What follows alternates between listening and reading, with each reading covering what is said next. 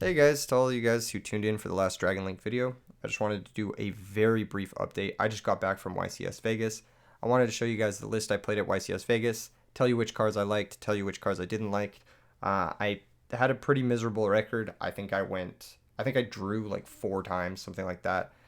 It was a team YCS, so things move a little slower, things move a little bit more differently when it's a team, and it's just nasty. It's nasty, but I had a great time. I got to test out Dragon Link at a major event, even in a format that's pretty hostile to it, and I think I did all right given the circumstances. A lot of the games where I drew, I should have won. If I had had more time, I would have won those games. So definitely something that I can probably try to work on in the future and improve. And I'll just show you guys the list. Hop right into it. This is the list I ended up playing. Now this list has a few problems. The glaring one is that the Chaos Dragon Levianeer is not very good. I tested this deck a bunch and he's just kind of a brick. I'm going to be honest. He's not that good. I missed the white and black dragons instead. I had cut them because they're a little bit awkward with desires. They're a little bit awkward with the fact that they just don't start the combos on their own, unlike stuff like Seyfert. But it is important to have them to make your Seyfert actually do something in the hands where Seyfert is your only play. So if you only have like Seyfert and like 4 hand traps, you actually can't play the game if you don't have black and white. So that instance came up a couple of times, and I definitely missed those cards. So definitely something I want to change moving forward. And I'll get into the changes in a second. But overall, I really like the deck.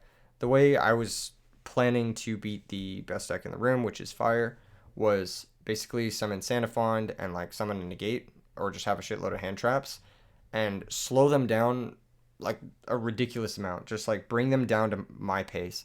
Sanafond shuts off a lot of their effects. It shuts off Oak. It shuts off the big dragon guy, the Flamebird's dragon. It shuts off some of the Fire King effects as well. And it shuts off Fire Princess from being able to special summon back. So a lot of their effects get shut off by Sanafond. Oftentimes when I would Sanafond my opponent, my Fire King opponents or my Snake Eye opponents, they would just be forced to IP the Sanafond and pass.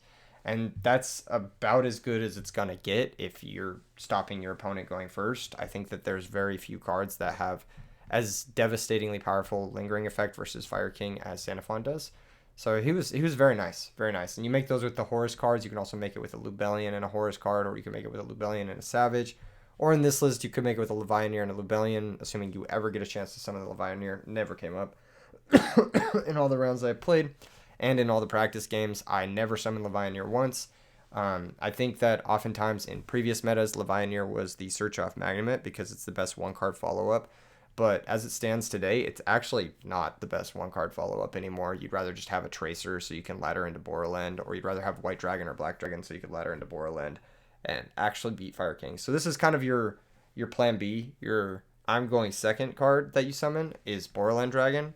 Once you've baited your opponent's hand traps or like forced their pieces of interaction, you want to try to have some way to ladder up into this guy at the very end, because when your opponent's on low resources, he's very difficult to deal with, basically. Assuming your opponent's on Snake Eye, that's what I'm talking about. I just keep saying opponent, but everyone was playing Snake Eye, so every opponent, basically. Yeah, Borland, really solid card. Sideboard, I was really happy with it. There's just a few like small changes. I'll just show you guys the list I was gonna play, or I will play in the future. From this point on, this is changes I will make in the future. Let's hop into this. We got the white and black dragon right there. Classics, day 1 from the Chaos Dragon structure. Really important cards for this deck, I believe. And I also changed the sideboard to include a Regeki over a Cosmic Cyclone. I think that that's really important. Regeki came up for me a lot in the tournament, and I wish I had it instead of Lightning Storm specifically. I may end up cutting a Lightning Storm for a Regeki and then fitting the 3rd Cosmic or fitting a 2nd Phantasme or something like that in the side deck, but I think that Regeki is important to have for a lot of reasons. And then the extra deck, I think the big thing that I wanted to change was I wanted to cut Barone, and I wanted to cut IP Masquerena, because you just never make those cards. IP Masquerena is just way too low impact in this deck. Seal IP is just not a great end board like it was before Snake Eye Fire King was the best deck. Instead, you want to go for these really big, high impact haymakers that don't necessarily play into Nib, and you can play even after you've gotten drolled via King Sarcophagus. And that's these 4 right here. You've got the Galaxy Eyes, the Zombie Vampire, Hope Harbinger, and of course Sanafond, which I mentioned earlier. Zombie Vampire and Galaxy Eyes, they each have different applications. Hope Harbinger, you obviously go into him versus like branded decks where you just like need to negate a bunch of spell cards or need to negate the one key spell card, which is usually triple tactics. But I do think Galaxy Eyes Photon Lord is like almost always better because you can go into him before you go into Savage. Whereas if you, or I mean, you go into him before you go into Savage, but he protects you from nibbing, basically. If you go into Hope Harbinger before you go into Savage, then they just nib you on the Savage effect and you lose everything.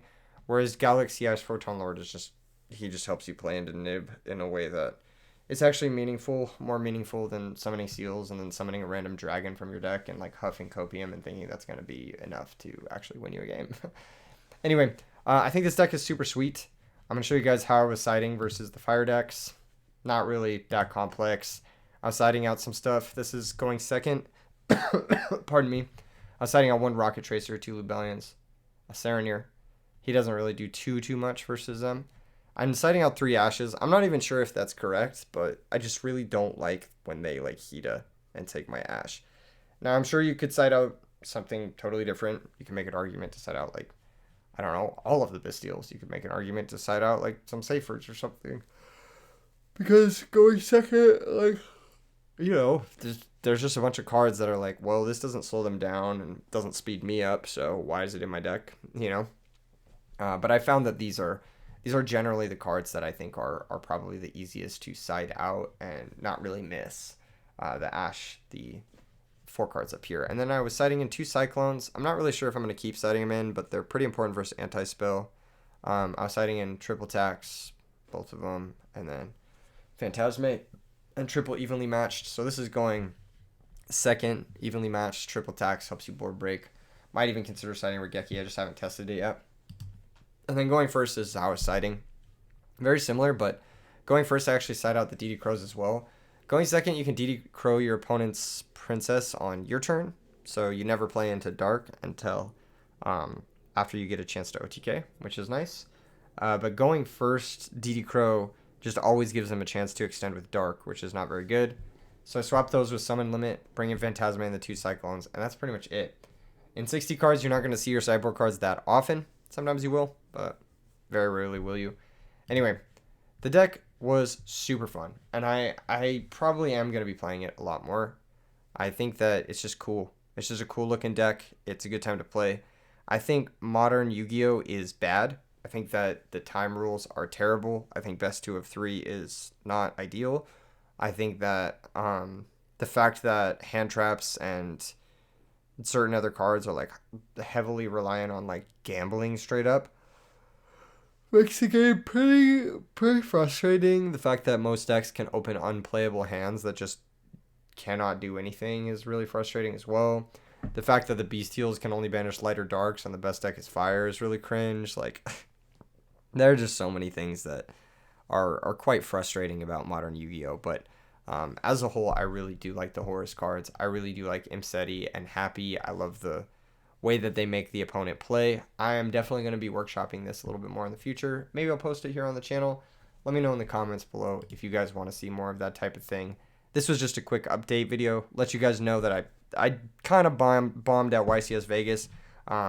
In the future, definitely going to be trying to play as quickly as possible and going to be trying a bunch of variations of this list, but this is just where it's at. I'll see you guys in the next one. Peace.